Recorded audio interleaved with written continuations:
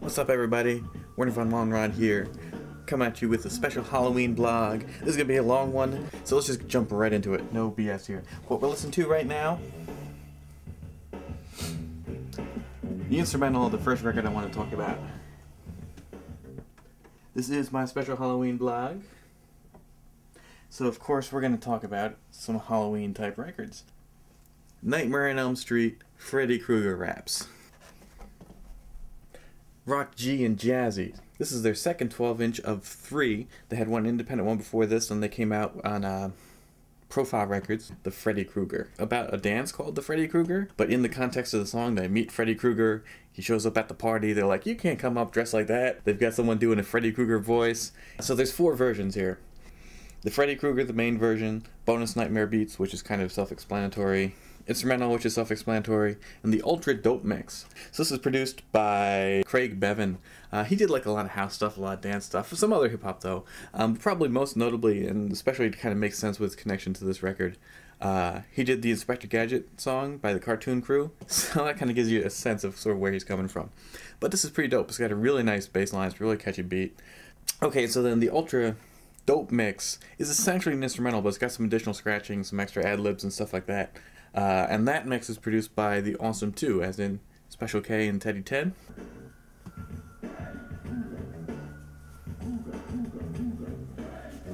Just comes in a plain sleeve.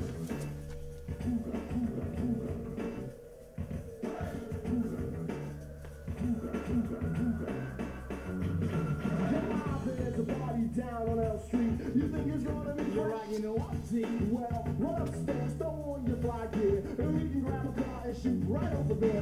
Arriving at the party at 11 o'clock, and everybody do it. That same old rock, up from the floor, with fire and smoke, came his brother Coach, chillin' like it ain't no joke. I said, his brother with red and green sweat. I said, damn, whole boy could've just a little better. This came out in 1987. Well, the plan is to do them in chronological order, but a couple of them came out the same year. 3 Nightmare on Elm Street raps came out in 1987. We'll do this one next. The Crushin' MCs, who later became known as the KMC Crew. But their first album and a bunch of their first 12 inches, which came out, obviously, on Nicola Records. This one is called Nightmare on Rhyme Street. There's a Freddy Krueger voice in this one, too, and clearly it's T the Sarge doing it.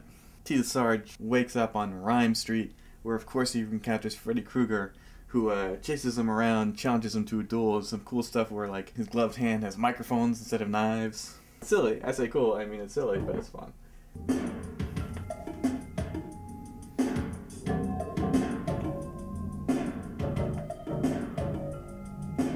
It's not quite using the Nightmare on Elm Street soundtrack, but it's clearly a riff on it.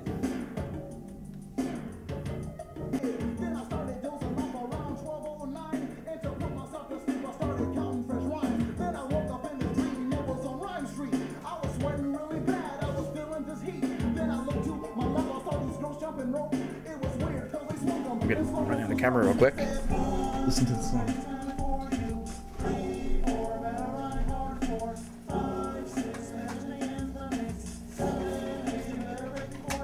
Then I heard the squeaky sound that put chills in my spine, and a lot of strange stuff are going through my mind. Then this fella jumped on, he was a real ugly dude, had a order on his body that I thought was so rude. He said, I'm Freddy Krueger, and you are my brain. Another victim of my list, and I'm about to slay. He had a whole dirty glove with 4 shiny mics, plus a damn. Let me, I'm gonna skip here a little bit to one of the more fun parts of the song.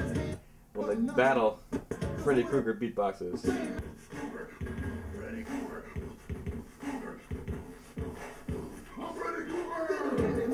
There you go. So that song later appeared on their 1988 album, For Your Ears Only, also on Nicola Records, but it originally came out on 12-inch in 1987, the year before. I think some people think of it sort of as a ripoff of the more famous ones, which we'll get to, because the album came out in 1988, which would put it the same year, possibly after the more famous ones, but the 12-inch definitely came out in 87. It could be a ripoff of like the Rock G and Jazzy, who knows? I mean, who knows what came out first in 87. It could be those two, or it could be the one other record that came out in 1987, MC Chill, Nightmare on Chill Street. This came out on the Fever Records, again, obviously. Got a crazy intro here. Do you want to know a secret? Move with me inside the strange world of the 12-inch. Where nothing is as it seems. This has nothing to do with the song, really. Place. And there's a place for everything.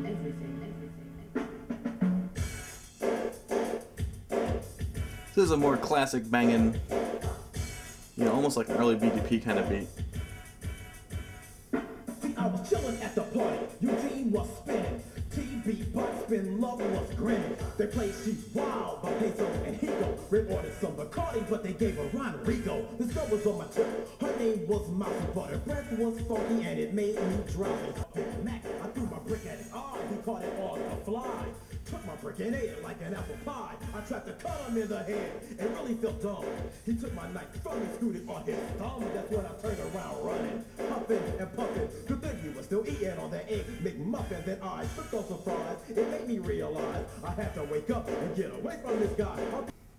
And it's got a B-side, which is a bit of a throwaway. It's not quite the instrumental.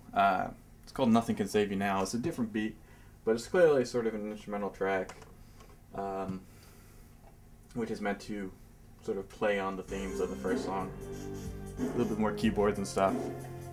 This is the B-side. Like the A-side, neither of these songs wound up on his album. So you gotta track down the 12-inch for this. I should go back and say the Crushing MC's 12-inch has the instrumental as the B-side. So that was 1987. A good year for Freddy raps.